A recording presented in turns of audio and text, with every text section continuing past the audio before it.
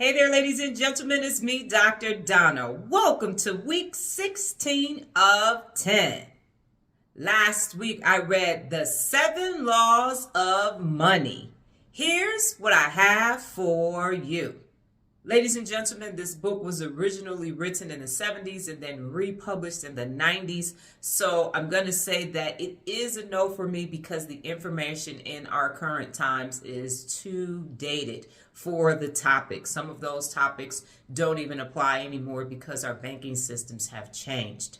I will say that there was one takeaway that I had that made the book worth reading for me, not necessarily worth reading for you. And that is being in the right livelihood will ensure that money is secondary. So he talks about in the book that yes, you need a job, you need income, you need to be able to have a place to stay and food and a roof over your head and all of those things, but that's just it. No matter what you do, you're going to have to ensure that you can survive. So what you have to do if you're going to be in the right livelihood is you have to separate it from money. And I always say you're either going to make a difference or you're going to earn a living. And if you choose to make a difference, then you're going to have to put money on the back burner. Does that mean that you're going to eat some ramen noodles? Probably. Does that mean that you're going to have times when you have to just sacrifice for yourself and your right livelihood? Absolutely. But is it going to be worth it?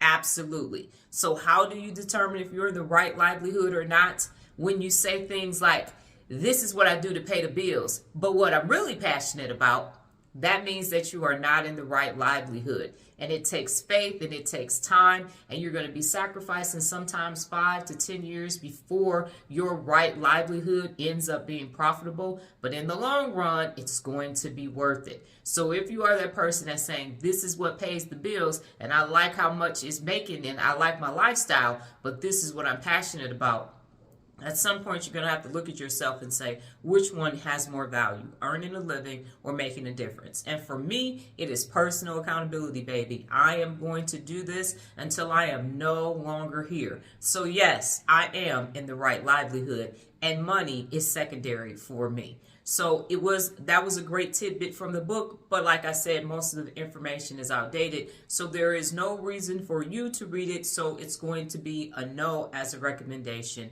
for the Real Leader Book Meter. Got it? Good.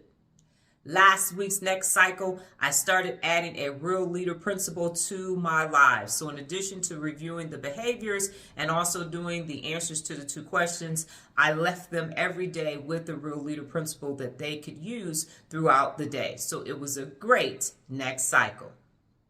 This week's book, Leading Matters. Well, that's my time, ladies and gentlemen. But before I get out of here, just remember, the tenacity of 10. Let the next cycle begin. Adios.